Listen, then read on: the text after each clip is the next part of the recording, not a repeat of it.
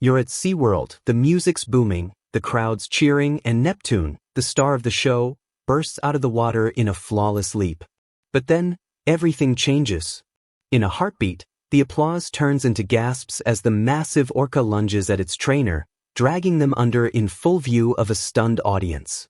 It's the kind of moment that leaves you frozen, wondering, how did a well-trained performer suddenly turn predator?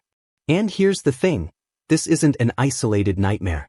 Around the world, a handful of orcas have broken script, swapping rehearsed tricks for terrifying confrontations. Today, we're diving headfirst into 6 of the most chilling final moments between orcas and their trainers. But first, imagine this. One trainer at SeaWorld Orlando was rushed to the hospital after being bitten mid-show. What pushes these intelligent giants to the breaking point? Keep watching, you might never look at them the same way again. April 20, 1971 started like any other day at SeaWorld San Diego, but what unfolded would become one of the park's most infamous moments. Annette Eckes, a secretary with no formal training around orcas, was convinced to take part in a publicity stunt starring the park's superstar, a 10-year-old female orca named Sheamu. The plan? Annette would ride on Sheamu's back as part of the show, a daring spectacle meant to thrill the crowd and boost the park's profile. At first, everything seemed smooth. Sheamu glided through the water, and Annette held on tight. But then, in a split second, the stunt turned into a nightmare. Without warning, Sheamu threw Annette off her back. Before anyone could react, the orca grabbed her leg and started pushing her through the pool with terrifying strength. Panic surged among the trainers watching from poolside as they rushed to intervene. Pulling Annette free wasn't easy, Sheamu's grip was relentless. It took a pole, prying open the orca's powerful jaws, to finally release Annette from the dangerous hold. She was carried out on a stretcher, her leg badly injured and needing 25 stitches to close the deep wounds from Sheamu's bite. The aftermath was filled with shock and anger. Annette took legal action, suing SeaWorld for the injuries she suffered. But despite the gravity of the attack, the court later overturned the monetary award she'd won on appeal, leaving her without the compensation she deserved. This incident raises a question that still echoes today. How much control can humans really have over these powerful creatures? On Christmas Eve of 2009, the air at the marine park in Tenerife, Spain, was filled with the buzz of holiday preparations. Trainers and staff were rehearsing for the upcoming Christmas show, and among them was 29-year-old Alexis Martinez, a man who had dedicated 5 years of his life to working with the park's most celebrated residents, the orcas. Alexis wasn't just a trainer, he was a trusted figure to the animals, someone who believed in the bond between human and whale. But that belief would be tested in the most tragic way imaginable. That morning, Alexis was in the water with Quito, a massive male orca known for his strength and unpredictable nature. At first, the session seemed ordinary.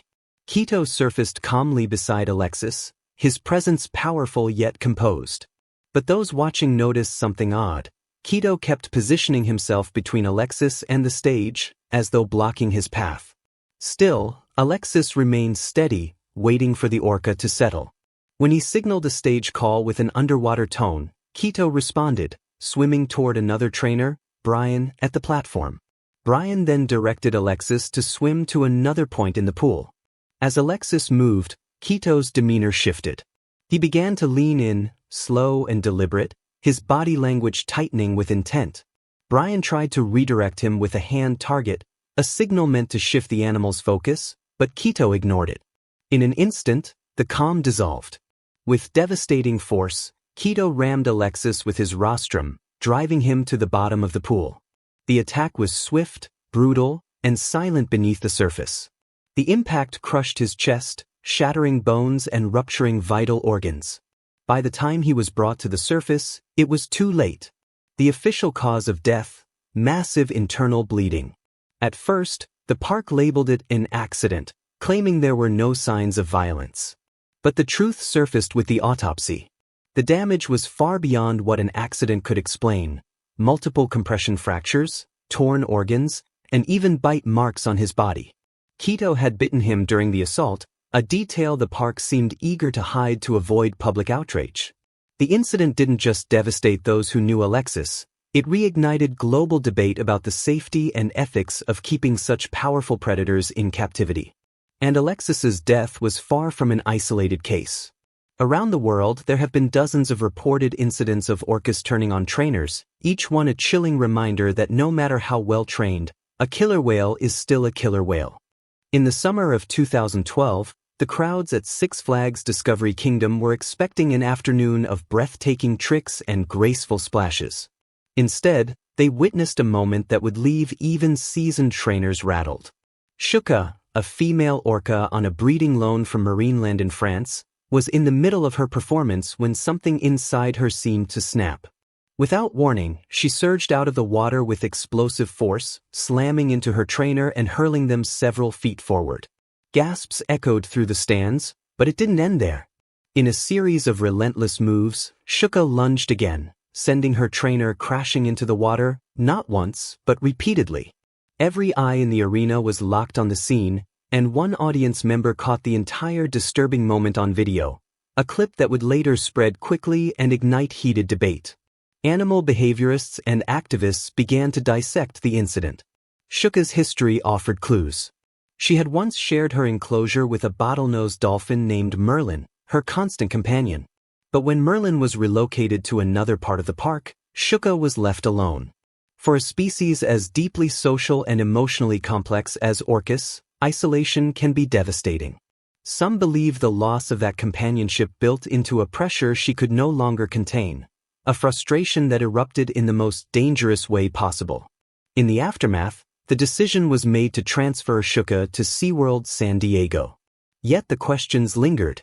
Was this simply unpredictable animal behavior, or a cry for help from an intelligent creature pushed to her limits?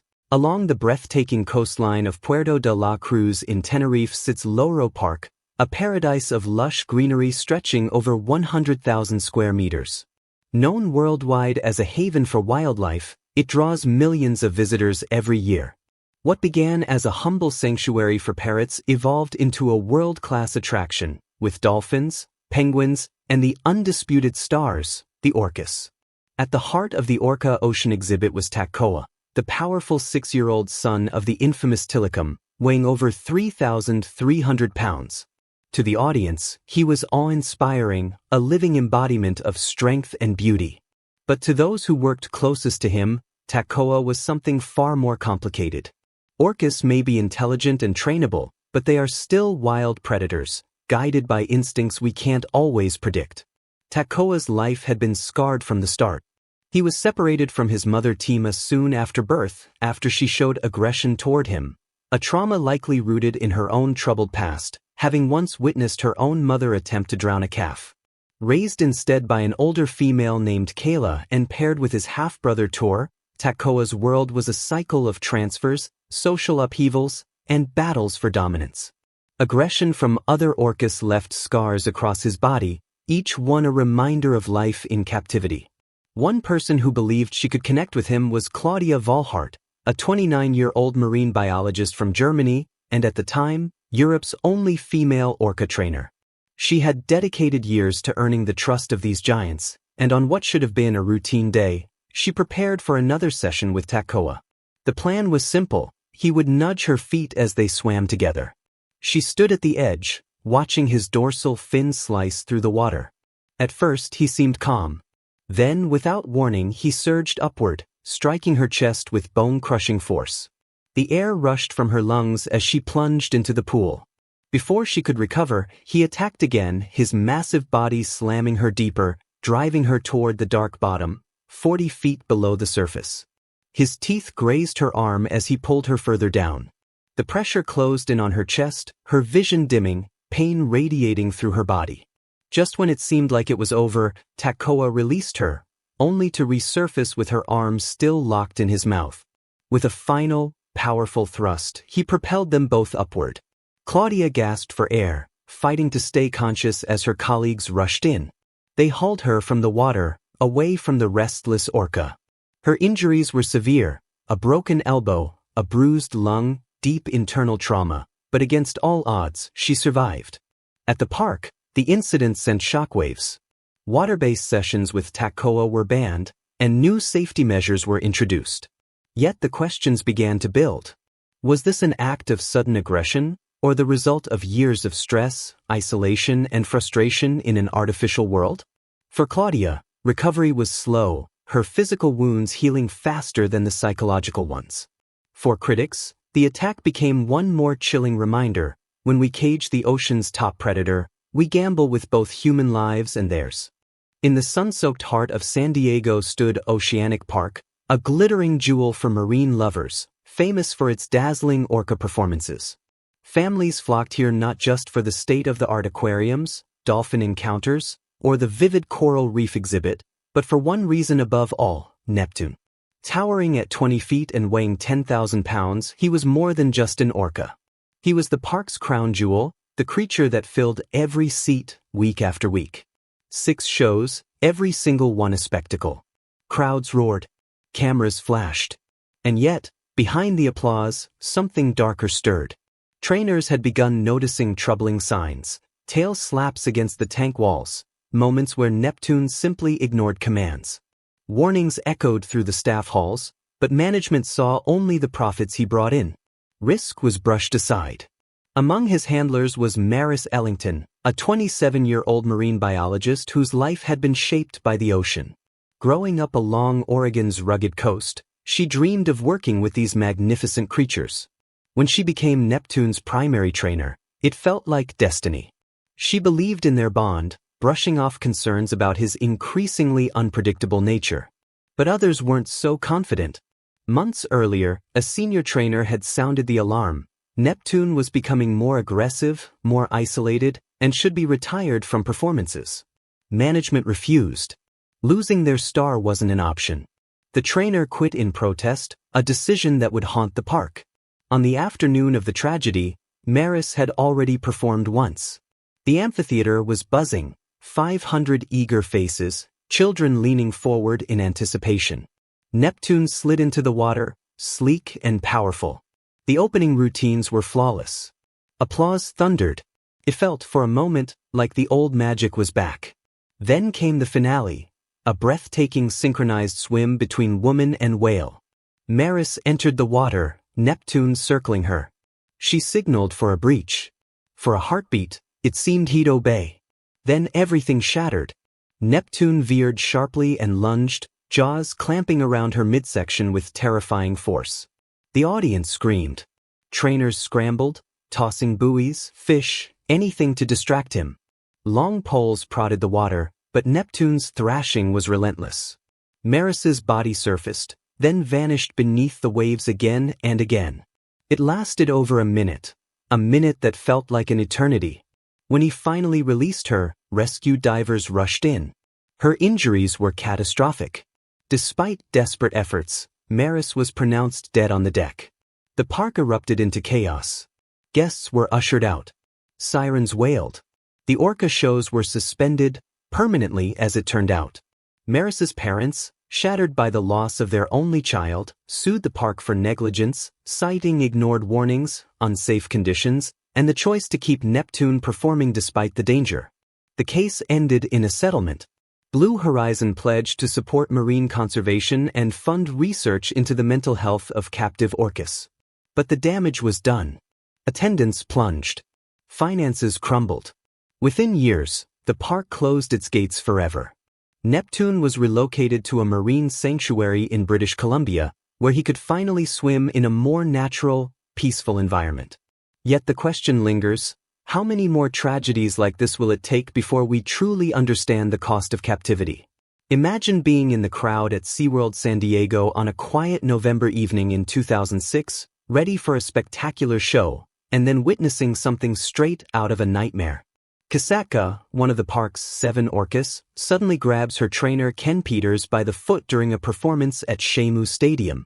What happens next is terrifying. Kasaka's grip is like a steel trap, dragging Ken down to the bottom of the tank again and again. For 9 long, heart-stopping minutes, Ken struggles beneath the water, fighting to break free as the audience watches helplessly, frozen in shock. Just when you think it's over, Kasaka releases him, but she's not done. She follows Ken as he swims away, even attempting to breach a netted barrier to reach him again. This wasn't Kasaka's first act of aggression toward Ken, far from it. It was the second documented attack, making Kasaka infamous for a temper nearly as fierce as the notorious Tilikum. How could such a majestic creature turn so dangerous? It's a stark reminder that captivity twists the behavior of these powerful, intelligent animals in unpredictable ways. So here's the million-dollar question. Can anyone really control a wild animal forced into a tank? The truth is clear. Wild creatures belong where they can roam free. What do you think? Should these shows continue, or is it time to rethink everything? Thanks for watching. Don't forget to smash that thumbs up, drop a comment, and share this story with your friends.